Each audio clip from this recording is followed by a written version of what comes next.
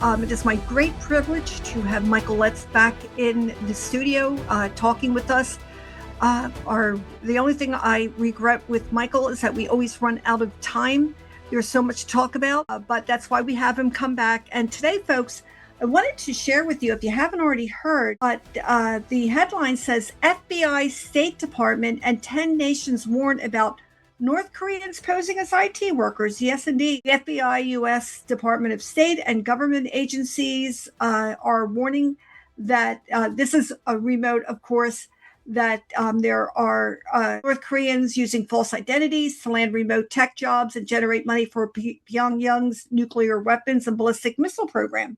They impersonate nationals of other countries to obtain work and income through online platforms operated by private companies for employment, procurement, and contracting of services.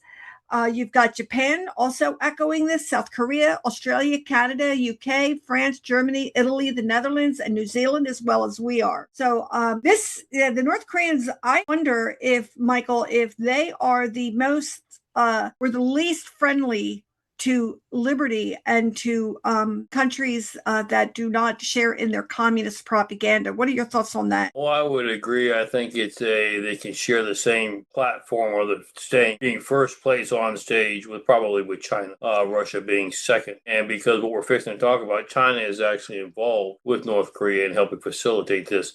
But what I love about your show, and I love about the wisdom that God has given you, Kimberly, is this. As we begin to lay out the issue for today, we need to understand, America, we are at war.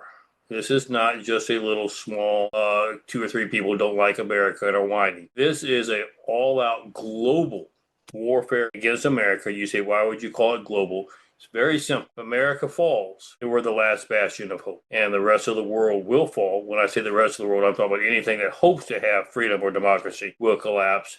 And there will be one world order, one world government, totally controlled by the nefarious people who are in the process of having put this warfare in place as we speak today. Why was that statement important?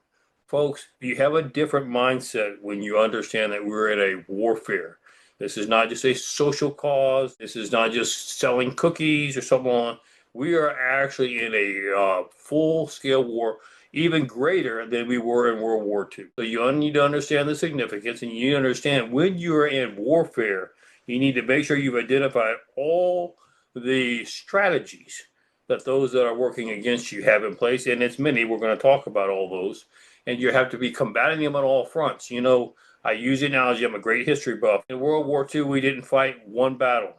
We fought battles all across the globe simultaneously because we knew that the one objective was they wanted to destroy America. And so we had to make sure we knew where the enemy was at, and we engaged them on all fronts. Same situation here. Now, I'm going to give a little credit to this generation. We have the hardest task before us that's ever been given. Why is that? In World War II, at least you knew who the enemy was. You could see the uniform they were wearing, and you knew who to engage. This enemy is very stealth, and they come dressed as angels of light, trying to get among us and trying to destroy us from within. They're not crazy enough to try to storm our beaches in different uniforms. So that makes it more difficult, but it does not make it impossible, especially considering the God that we serve. God gives, it says in James, that God gives wisdom to those who ask. Simple question, just ask, and God will give us the discernment to know who the enemy is and how we need to engage them. Now, that having been said, what are some of the issues that Kim just brought up? What are the newest things that they're trying to do? Well, they're trying to get in to our computer systems across the country for a twofold purpose. They want to gain access to security measures, national security interests. Now, they know that they would get blocked. We weren't monitoring them. So what's the easiest way to do it? I'll go in and hack into Kimberly's computer, make it look like she's doing it, which they're obviously not as much in tune trying to block her, etc. Makes it easier. Plus, if it gets discovered, she's the one that's got the problem, not me. And so that is what their first attempt is. Now, how are they doing this? Well, as you know, they have set for some time now, the leftist liberals have put together an agenda across America that Americans just are not too bright anymore. We're not very smart. You want something done with IT, you sub it out. You have these IT centers that are either established here in America, or most of them are actually not even on American soil. their IT centers that are engaged across the globe. Iran and North Korea have engaged in putting their people in, through the help of China, into these IT centers, even those that are here across America, trying to get a American corporate to engage and allow them to hire their plants so that they do a number of things. It benefits them, first of all, as you mentioned when you opened up the conversation, they're getting paid to do it. What do they do with that money? Are they helping their country? Of course not. They're taking that money and developing and expanding their nuclear war programs to be able to, should they feel like it's a necessity, finish off what's left of America. Michael, let me ask you real quick. Sure. Are these communist countries have very cozy relationships with a lot of Ivy League schools? Are they helping to train these people and give them this knowledge? See, I give you credit. That's the Lord giving you wisdom. You can see how all these pieces fit together. Yes, an emphatic yes. They're utilizing every strategy that they can find. One of their strategies, and of course, if you go back, you say, how do you find this information out? Go back to when communism started in the early 1920s. Look at their manifesto. What do they say that they're going to do to accomplish their objective? Take over the educational system. Very clearly, they weren't just talking about universities, all the universities were a part. They were talking about taking over our educational system, period. And how did they do that? Before the 20s, you realize most of America abided by a quote-unquote scriptural suggestion, mandate, whatever words you want to use. And what was that? Fathers, train up your children in the way they should go. Most education from our young people occurred before 1920 at home. And what did they do? Those that lived within a farming community or whatever it might be said, okay, we'll all gather. We'll run down to the church that's not used Monday through Friday, and we'll all meet down at the church, and we will engage in educating our children together, give a better future for the next generation. Then what happened after we went to World War I, World War II? We came back. We were felt like we deserved a break, and so the government was quick. Now I say the government; it was the nefarious side of the government. Was quick to take that opportunity to exercise the first part of communism. They made the suggestion: well, we're going to make life easier for you now that you're back. Don't worry about your kids; they're a pain. Having to raise them. We will take them from you and we will educate them for you. Now, not having thought it through and not having wisdom, we're kind of like, wow, you're really going to do that for me? Okay, but now I want to make sure they're trained up right. Oh, don't worry. We'll make sure we have prayer before class starts. We'll make sure we read scripture. We say the Pledge of Allegiance. That lasted, what, about a year, 2 years? And then it got dropped. And then it went from there to the next stage. Now we're going to determine, not just take God out. And you remember when they took God out of schools, here's what people need to understand. They told you they were taking religion out of school. They didn't want you to train you to be a Baptist or a Methodist or an Episcopalian. That was never the case. The way the educational system viewed it is when we were separated religion, or the separation of church and state, it meant anything connected with what, quote unquote, in their opinion, religion. Well, is the Ten Commandments connected with scriptural religion? Of course it is. So what did they do? Well, we can't talk about that. So they eradicated our entire basis of absolute truth. And now into our school system, they said, well, we can't tell you if it is right or wrong to steal, because that would look like we're pushing religion. So there is no right or wrong. You just do whatever comes to your mind and you feel good about it. And we trained a generation to do that. And now that opened the door for communism to continue to move forward from our secondary education into our universities. Now, how did they decide to secure that? Very simple. You take a look at the books, Kimberly, of all major universities, Harvard, Yale, and all. Instead of putting their money into building a bigger military, which remember we talked about when we first started the show, they're not going to send troops over here because they realized it wouldn't work. So instead of building a big military, they spent their money into bribery. Let me send some money over to Yale. Let me send some money. I want you to give me, in return for the millions and millions that I'm giving you, create a school of Middle Eastern studies. Create a school of communist studies. After all, don't you want to expand your horizons? And they were the ones that decided who taught. And they were the ones that figured, hey, this is a great opportunity because you get tenure. You can't fire any of my guys once they get there. And they began to take that opportunity to not only train our young people, but to train our college-age people. Now you understand why when you take a look at these rallies that you're going, what in the world are you doing? Protesting, wanting to empty the prisons and put them out. Are you crazy? You understand why now. They're not crazy. They have been trained that way because of a foreign policy and because of an attack on the very sovereignty of the United States. That's just one thing. Remember, we talked about warfare as we first started this. You've got to identify each area of mechanism as a strategic war component and determine how you're going to fix it. The second thing is what we just talked about. We're talking about now, well, how do we get in to the businesses? Why is it important? Let's destroy their economy. Let's use their businesses to access confidential or national security information. Let's do it to be disruptive and subvert the government and its economy. What a better way? A country can't survive if the economy fails. Let's go in and try to fail the economy. And that's how they're using these programs that we just talked about. Well, this is one of them. Look here, you say, I don't believe that you know what you're talking about. Let me give you an illustration. Just a week ago, Iran's hackers got into our water control systems in various states, tried to shut down the water source. I think you got muted for some reason. Kimberly, I can't hear you. I don't know why. Sorry. They got into what? Could you repeat that again, Michael? They got into our water infrastructure system in various states across the country. What was their purpose? Their purpose was to shut down the water system. You don't have clean water, what do you have? You're going to have a hard time living. Fortunately, we caught it and we shut them down before they were able to do any damage. But the fact that they were targeting it, remember now you have to look at it from a military standpoint. They're targeting that objective. What are we going to do to fix it? Well, let's talk about that for 2 seconds. When we first built the infrastructure, Kimberly, we were glad to have running water back then. We didn't think about somebody going to hack it. Now we're going to have to make sure we go back and secure every one of our water, sewer, electricity, etc. Michael, we just busted I think you and I talked about this the last time. The mayor in California, who was a member of the Chinese Communist Party. Right. Why are people like that in positions like that? I mean, what are we doing here? Who's screening? Shouldn't that be part of security, national security? You're exactly right. And remember now, let's be very blunt on this program. That's what I love about your show. You tell the truth. And the truth of the matter is they have been planning this not for the last day, not for the last week, for decades. And they have taken liberal administrations, and let's call them who they are, Obama's administration, Biden's administration, Clinton's administration.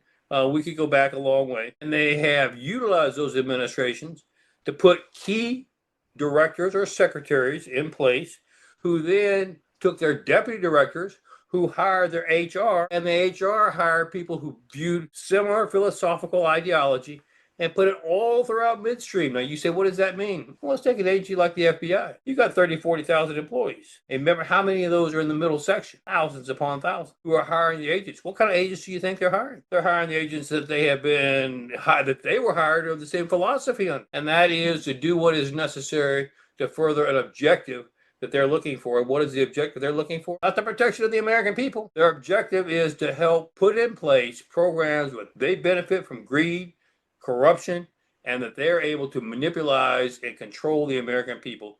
That's where we're at today, and that's one of the reasons why this difficulty is so challenging, shall we say. It's just stunning because, first of all, so many of these big universities are sitting on millions of dollars. What the heck are they doing with it?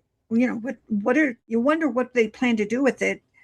Secondly, this cozy relationship with communists, they must be ignorant of history. And we can talk about that a little bit in our next session as we wound down here. We need to talk about these things, folks, because no other religion, and I believe we're on the same page, Michael, that we call Marxism a faith. It's That's a humanistic faith where, man is God. One of the key results has been that there are millions of dead bodies in their trail. They care nothing about their fellow human being. Only the fittest survive, and that is completely antithetical to biblical beliefs that we're to care for our fellow human beings. We need to be alert and aware. I'm thankful that these things are being exposed, and there are people who are aware. But listeners, it's important that we hear people like Michael so he can make us aware, and that we can be alert too. And we can keep pressure on our legislators that they need to not cut back on the defense budget, on security budget. It's extremely important, Michael. In the minute we have left, I think you would agree with that, correct? Well, there's no question. The initial thing we talked about the security of the North Koreans trying to be hired in as IT people. What we need, what I'm pursuing with the administration, is you and I don't have the access to know whether these people, how they're vetted or not. We need to make sure our security forces within the government, within the federal government, have the ability to be contacted and say, look, I'm thinking about hiring Kimberly. Can you run a background? Can you tell me who is she really? Is she really Kimberly or is she not? That's what we need, because we don't have that capacity right now. And this is part of warfare. We need to fix what's wrong if we're going to win the war. Yeah, you're right. We'll get into that because it's so difficult to detect these people. Watching your borders is really super important as to who comes in. Folks, that should be a given, but we are out of time for this first session. We will be back after these messages. Welcome back, listeners, to Don't Imbibe the Kool-Aid on the amazing America Out Loud Radio Network. We are so glad that you're with us. And I think this is a monthly occurrence that we're talking to Michael Letts. And he is always has new information for us because security is a top priority in this country. And we take it for granted. I take it for granted, Michael, and we shouldn't. And so that's why I'm glad that you come back on a consistent basis. Tell our listeners a little bit about yourself and your organization, Invest USA. Well, thank you so much, Kimberly. It's an honor to do so. You know, we started investing 3 years ago. Its sole purpose is to protect those who protect us. You know, the scripture says, greater love hath no man than this, that a man lay down his life for his friends. And we ask our first responders to do this. We don't give them the necessary equipment to come home safely with their families. It's atrocious considering that we're the largest and the most financially secure country in the world, that we should not take care of Americans, first responders, and our military first. And that's why we're making sure that we do that. And we're fighting a battle. It didn't start out that way. It started out just taking care of our first responders. But let me quickly put this out. Our first responders, unfortunately, are the ones that catch all the grief of having to deal with the problems that, you know, these nefarious activities cause. So that is why we have to expose what's going on with the nefarious causes. Rally God's people, rally America, and say, let us return to our founding principles, our founding faith. That's what it's all about. And let God restore America and bring revival and greatness once again. Amen. And yes, in full agreement. Folks, you want to stay for the whole program because Michael has some really interesting media going on. We're going to talk about that in our third segment, but you need to be involved and informed. We're also going to talk about the work of Invest USA in our third segment, because there's a way that we can be involved. You know that we like to talk on this program about how we can take what we hear and put it to work for us. And everybody's busy, right? Crazy busy. It costs huge amounts of money just to live. So everybody's working 2, 3, 10 jobs or something like that. But we can be involved, and Michael will share about that later. I did want to bring up from our last segment too, is that the proliferation of communism, and we talk about that consistently on this program, and we will continue to, because the what was it? The school of from Germany, from World War II, was brought over to America, and why it was installed in our colleges and universities. We were going back then bad, and it has infiltrated our schools. Young people believe that Marxism is superior to our constitutional form of government. School of Frankfurt, thank you. Yes, Lord, I just remembered. And you've got these Democrats, Socialists of America that are popping up all over.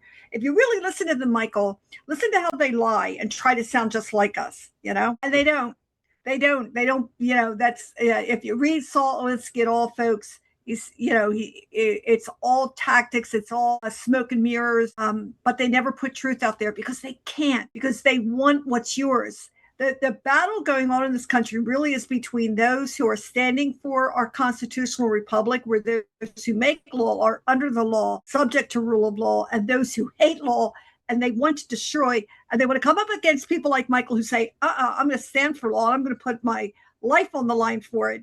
And God is honoring that. But we need to be aware and in the know about that. And Michael, we were talking a little bit about election security, and we've got an election coming up. And I know we share concerns that all we want is for elections to be legit. If a Marxist wins legitimately, it is what it is. The amount of fraud that can you talk to us a little bit about the fraud that has been uncovered in so many areas? I'd be happy to. The first thing I want to make sure our listeners understand is this. This fraud didn't just happen yesterday.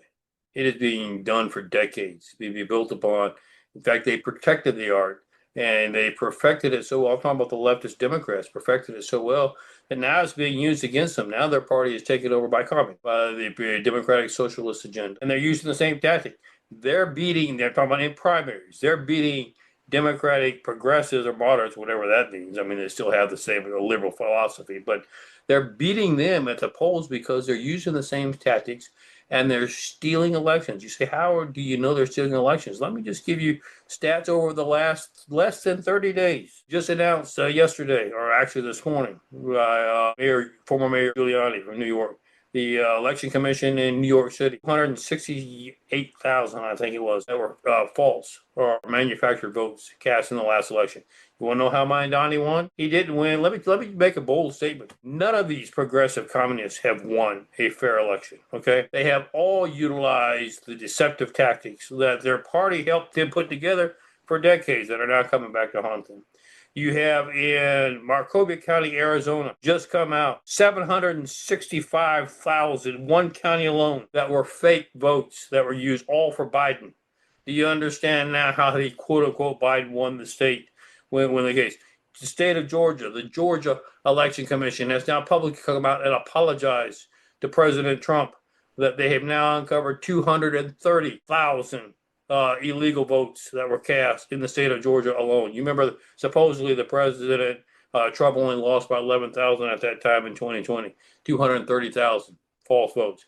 Pennsylvania, one county, and this is where we're investigating now. It should get excited, but in the one county, let me tell you how you're going to get such a chuckle out of this. Here's how the law works. You cannot, Kimberly, serve on a jury if you're not a U.S. citizen. So what we did is we went into one county, told all those who had been declined to serve on juries because they said they were not citizens, took that same list, flipped it over and put it on top of, compared it to the voter registration list, and guess what? They're all registered to vote.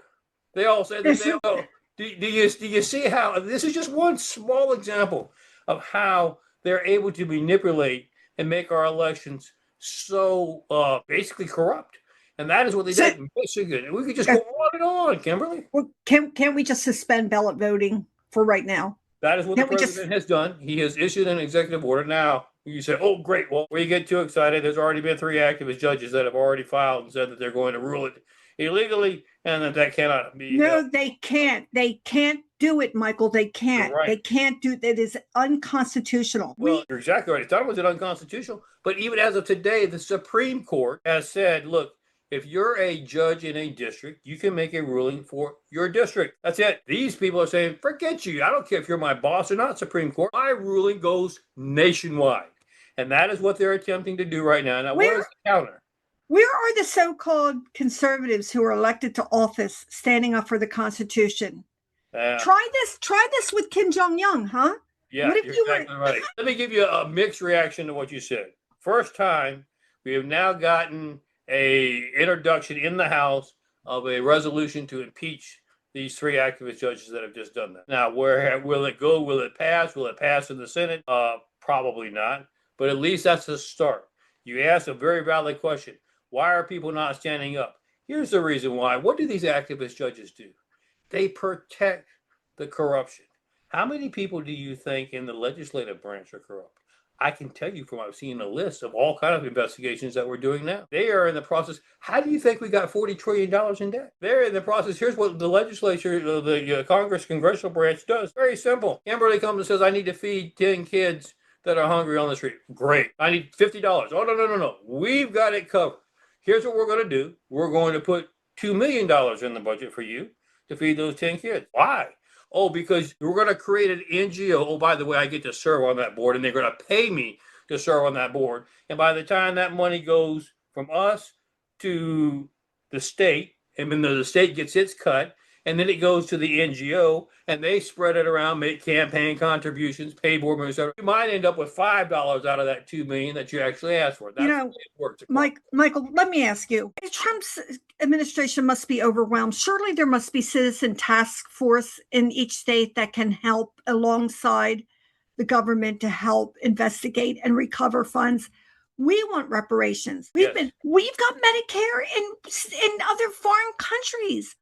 Help me to understand, to unpack this. Well, let me help all of our listeners understand, because you are expressing what I hear across the country. And it's very simple. What you're expressing is what our Constitution says. Why do we not do the right thing?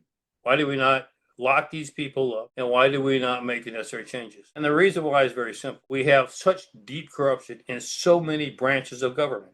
whether it's executive branch being our intelligence, our law enforcement, our military, etc., whether it is our legislative branch, Congress, whether it's our judicial branch. And when you move forward, okay, I think we're going to go ahead and move forward on an indictment. Oh, that gets bogged down so fast, so quickly that you can't seem to get it out to get it served.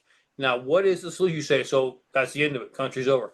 No, our forefathers, God blessed our forefathers with discernment and knowledge, unlike anything to this date I've ever seen. And what did our forefathers do? They said, if, hopefully this never occurred, but if you get to the point to where your system is so broke, it cannot function, the Constitution provides for military tribunal. And you say, why is the military tribunal important?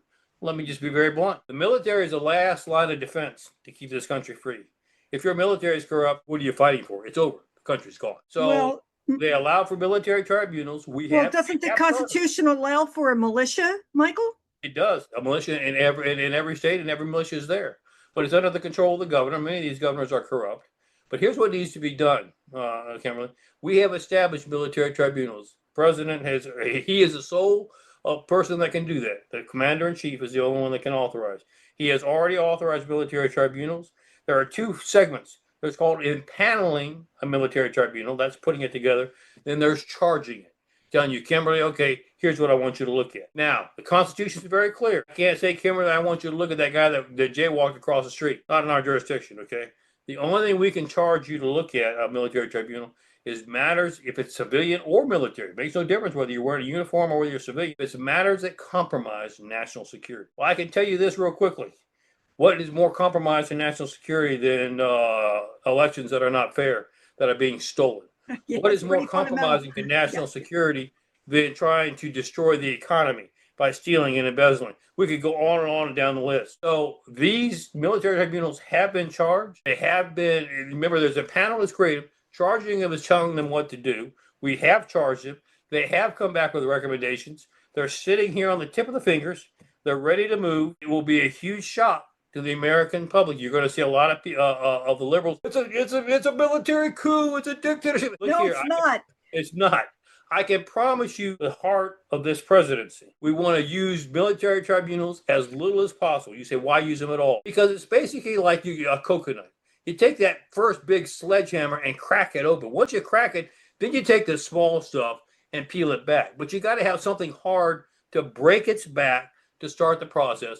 A military tribunal is the only thing that will accomplish that. Let's do a little history, Michael. Let's go back to, we're celebrating our 250th anniversary this year. Why were militias even established? Why the British were coming in and putting their soldiers in houses? They didn't ask, you're a subject, shut up and put up with it.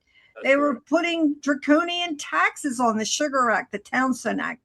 They were taking advantage of taking powers that did they have them? It didn't matter. You were a thing. You were an object. You served the purpose of the King of England, and that's why they established militias so people could defend their rights. And folks, Michael, I mean, we have a couple of minutes left in this segment. We'll pick up our conversation again. But don't you think the times we're in right now are not far off from where we were at 250 years ago? We are actually beyond where we were at 250 years ago. Past due time. I can tell you this, there is a lot going on behind the scenes, folks. Take heart.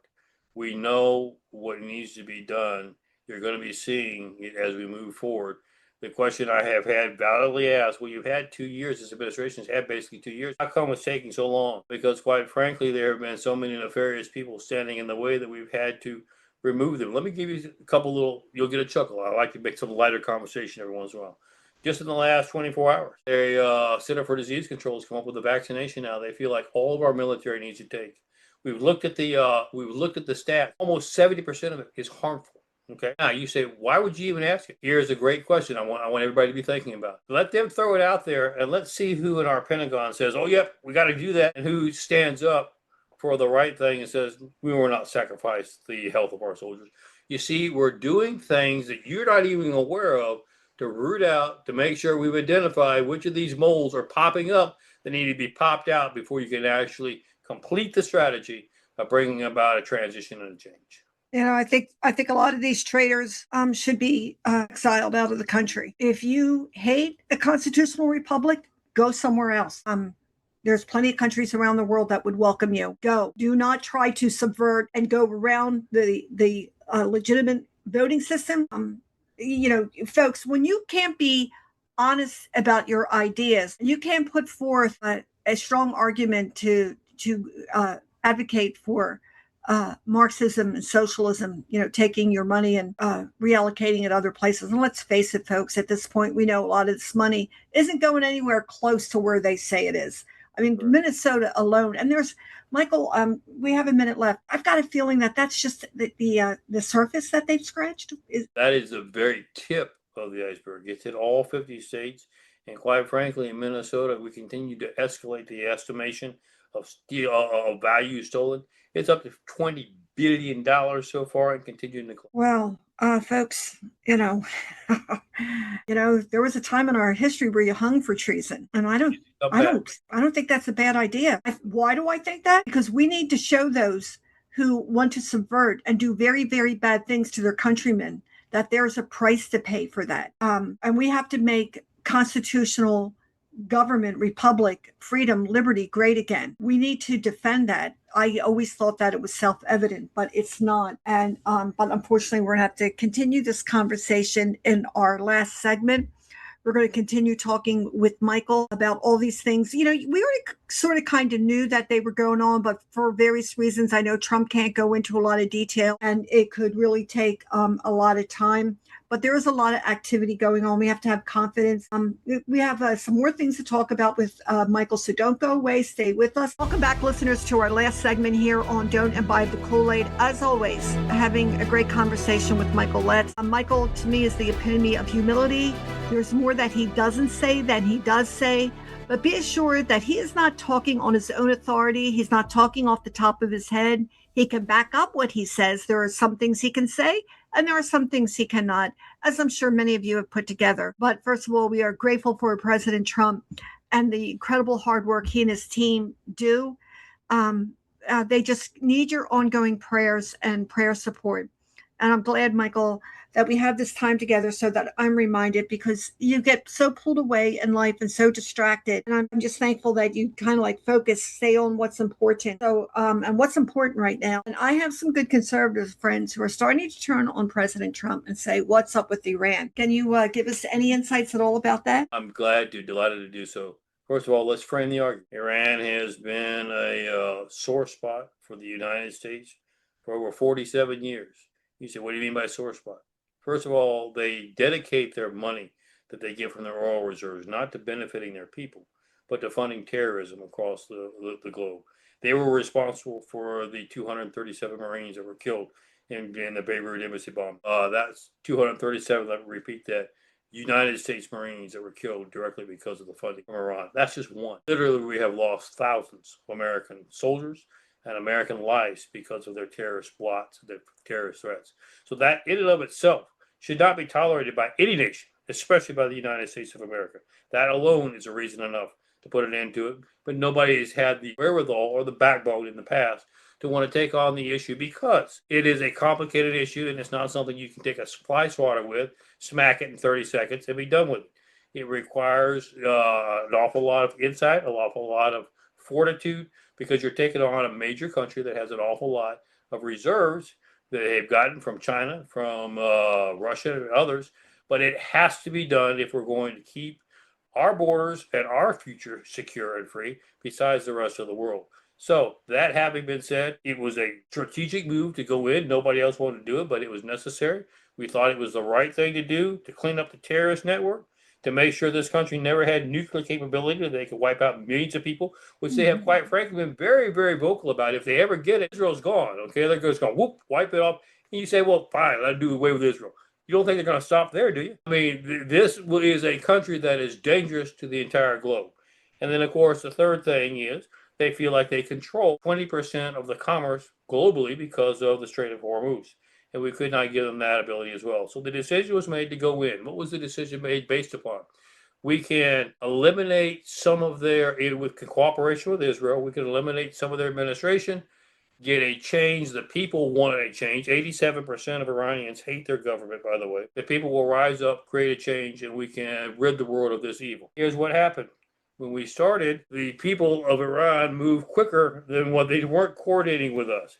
The Americans here, I see a plane in the sky, out onto the streets.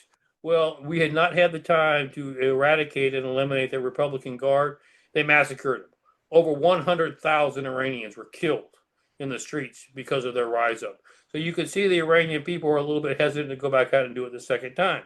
So we've been going back and forth. The president he's a very compassionate man. Most people don't understand that. You say, well, what's compassion have to do with it? If we do a military objective the way it should be done and eliminate infrastructure, why is that important? You don't want to hurt the people that live there, but at the same time, who else uses the infrastructure? The military does. They use the bridges to get their missiles out. They use all the power grids to turn on the lights to their barracks, etc. If you eliminate the infrastructure grid, you shut them down. Unfortunately, by doing that, you shut down the rest of the population as well. And we didn't want to put that burden on the Iranian people. And Michael, it should be said that quite a bit of Iran is Christian. You're exactly right. I mean, the revival there is amazing. Many have turned to Christ. What most people don't realize, I'm so glad you mentioned it, Kimberly, is Iran was never a Muslim country to begin with. The Ayatollah brought that in, okay? And they tried to make Iran Muslim. Iran was a Christian nation before the Muslim. I mean, that's a whole nother, we'll have to talk about the next time I'm on your show about Sharia and the Muslims, what they're trying to do in the U.S. But anyway, that having been said, so we've been going back and forth. Now, I will tell you this, I'm tying in with the Muslim faith. The Muslim faith believes that you do whatever you need to do to provide and to promote Islam, including lying, stealing, cheating, and you smile about it. It's just part of their culture. Their administrations have been demonstrating that. We cannot believe a word that they say. Here's what's going on. You have a moderate administration in Iran. Most of it has been eliminated, but what's left realize that America is serious and they're fixing to lose what little they have. You have a Revolutionary Guard, not the army, it's the Revolutionary Guard. They're two separate entities. The Revolutionary Guard who sees this as a play to be able to have a military coup d'etat and take over and run Iran even greater with Islamic traditions than what's been done in the past. And so what happens is the progressive or the moderate administration says, yes, we'll sign a deal tonight. And then right before it gets signed, the Revolutionary Guard says, oh, no, you won't. We control the missiles and all. We're not going to do it. So it's been going back and forth. The president didn't want to knock out the infrastructure to harm the Iranian people. But I think the president has now understood very clearly that you just can't negotiate with him anymore. You're now seeing us step up the final moves. Unfortunately, let me just let America know, warfare is something nobody ever wants to experience. There is collateral damage. People will be harmed, but it's the only way to bring this to a resolution to where it protects your and our children and our grandchildren. And so this is what you're fixing to see now. As the Secretary of War, Pete Hegseth, he's doing a fantastic job, is now putting together the final touches of what is necessary to eliminate infrastructure as well, so that the remaining part of the administration and the revolution are collapsed. And then we expect the dissidents to come back out and take over and govern themselves once again. This is true, folks. Go on YouTube and type in Jack Hibbs, and he almost verbatim said the same thing you are about Iran. So, this is information that needs to get out because there's, oh my goodness, the amount of half-truths, lies just about what's going on. And for sure, what I've heard is that if we had not intervened, their nuclear program was far more advanced than we realized. That is correct. That is correct. And when you have there was debate about that. Let me give a quick update, some things that people understand, because we bombed. It's called Pike Mountain. It's, that stuff is so far deep that we had, even our blockbuster bombs had a hard time getting to destroy it. So there was a question: can we get hold of the uranium, enriched uranium? And there was debates back and forth. If we settle something now, we get the uranium back. Let's try to have a peace negotiation. I think the president now understands we have technology, folks. And this is something, as you mentioned earlier, we won't talk about what we can and can't say. But there is advanced technology to where we can just eliminate it without having to have any repercussions to the rest of the Iranian country. And as time we accept that fact, that's going to have to be eliminated. One other thing I want to throw out that people aren't aware of, because the mainstream media won't let you know this, is Iran has been serving as a depository for nefarious information brought back from the United States by these corrupt administrations that we've had in the past. Why do you think we gave him $6 billion? What do you think we got in return for? Well, Why? who put all that money on a pellet and sent it over? That was Obama. Oh, okay. Yeah. Why do you think we gave him $6 billion? Where do you think our uranium went when Secretary Clinton at the time gave it to Russia, which was treasonous? Do you think it ever made it to Russia? So there is an awful lot. I just want our listeners to understand this. There are a lot of things that we don't talk about publicly behind the scenes that make it imperative that we protect our future generations, our children, our grandchildren, and bringing Iran, eliminating its ability to make war, its ability to fund terrorism, and its ability to have nuclear objectives, and getting all the information so that we can show for a fact who's been doing what for decades and they should hang for treason, needs to be secured. And that's why we're doing what we're going to do. One thing I will tell you, this president, whether you like him or don't like him, he doesn't seem to base his decisions based on what you think about him for today. We're going to do the right thing, period. And so we move forward by God's grace to get the job done. And for those who want to scream at you, witch hunt, I would say you just laid out the evidence very clearly. I mean, you can't argue with the facts. There it is, Michael. That's the key. And for those, I'll address what you just said. For those who doubt and for those who question, let me ask you this. If we remove Trump, we remove ourselves, where do you think this country will be in 6 months? I don't even want to go there. Or your grandchildren? Is that what you want? And if not, I would rather, I've used this analogy for my entire life. Emily, I'd rather you make a decision and do something that you think is in the best interest, even if it could have been a better decision later, than to sit back and do nothing and watch us all just fall and the case fall apart. And that's what this presidency is doing. You may think you should wear a blue tie instead of a red one. Great. I'm not going to tell you what you can and can't think, but we're going to do what needs to be done, and we're going to save America. We're going to deal with reality. We're going to deal with facts. We're going to deal with what is. And I love what you're doing and your blessing. And this is just amazing, the information you're giving us, Michael, putting truth out there. Thank you. But we're not done just yet. We want to talk about your media. Tell us about the book. Tell us about the movies. Tell us about everything. What do you got going on? Well, we'll take it from the very top. We're in the process of completing a movie being done in Hollywood. It's going to be one of, my opinion, probably one of the biggest blockbusters out of Hollywood in decades. You say, why would a movie that I would support do that? Because it tells a story. It's called Permission Denied. If you will recall the debacle of the withdrawal from Afghanistan, what most people don't realize is that there were young people, American young people, who had gone over on mission trips, who were just basically abandoned by the administration, the Biden administration. I remember. And basically they would have been either killed as hostages, or more importantly, they would have been bargaining chips or killed or massacred. And so because of their position, no way of getting them out, most people don't realize that many of our first responders, i.e. law enforcement, are former military. 80% actually are former military. Of that 80%, many are actually former special forces. So we were able to put together teams that were necessary to do what needed to be done and go back and retrieve those. I thought the story should remain, I'm just being blunt, I thought the story should remain buried or hidden. Just, we did what we had to do. But I will tell you this, one of the things that needs to come out is there were 3 busloads of assets, women and children, Afghani women and children and men who had assisted our military, who had got onto the base and were ordered to leave by the administration, and the Taliban saw that and massacred 200 of them. And those are the kind of things that America needs to be aware of. They need to know that there are still those who believe in the American faith, values, and ideology, and that's what the movie's about.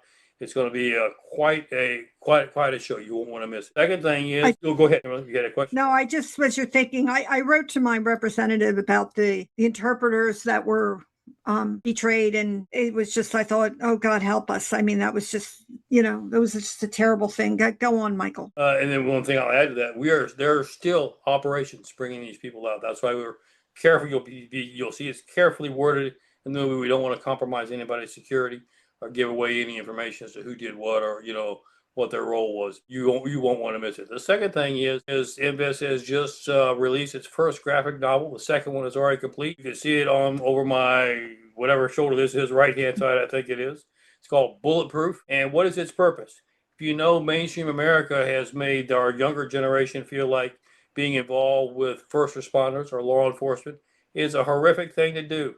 You don't want to be involved with those people. Actually, the exact opposite is true. Romans 13 tells us it's an honorable profession, and it is, one that very few people have the fortitude to be able to do. So we created 3 superheroes. Michael Stone is the law enforcement officer, Karen Hart is the EMS worker, and Jimmy Flame is the firefighter.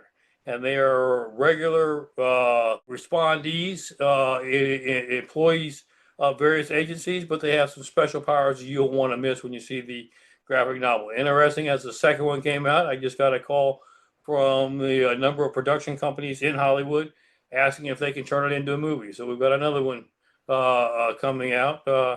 And I think here's what I want our listeners to understand. The purpose behind this is to not only reflect how valuable our first responders is, but that everything they do is based on the character and the values that they have learned, and how important it is to have character and values in our society. So those are some of the key things. The third thing I want to mention is we have what we call Broken Arrow Ranch. And here's what this is all about. We're just unveiling it. Right now, we have, under the previous administration, the Biden administration, there were over 750,000 children that went missing, put into sex trafficking over those years. I'm pleased to say that this administration has recouped almost 300,000 of those so far and continuing to work on them. The question becomes, when we save and rescue them, what happens to them? If you put them back into government systems, unfortunately, many times they end back up at the same place, sexually trafficked once again.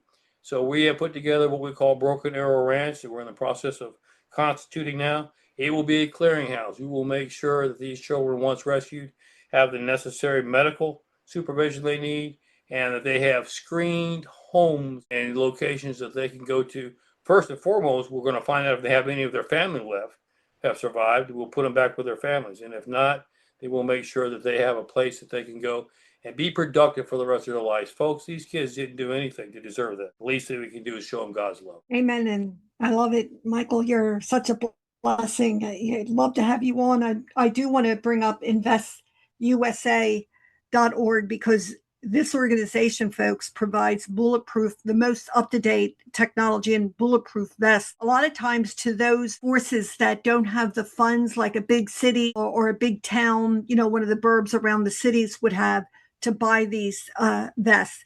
And they're not a luxury, they're a necessity. So if you would contribute to help them purchase them, that would be awesome. So you want to go to investusa.org. Is that correct, Michael? That's correct. There's a donation site there. Plus, they can keep track of your interview and all the interviews and everything else that's being done. It's a smorgasbord. Make sure you don't miss it. Amen. And yes, so much going on. Michael, we'll talk to you again next month. It's been a blessing talking to you. Thank you so much for being with us. Thank you. God bless. God bless America. Folks, in prayer, God promises victory. Amen. Yeah, he said there would be, you would have trouble in this world, but be of good cheer. I have overcome the world. That's the best encouragement we can give you for the day. Michael, we'll catch up with you again real soon. Take it easy. Thanks for being with us. Listeners, you've been listening to Don't Imbibe the Kool-Aid. Thanks for being with us. Make it a great day. Michael, let's Invest USA, supplying bulletproof vests to the people who serve us. Michael, let's Invest USA, taking care of our own, God we trust.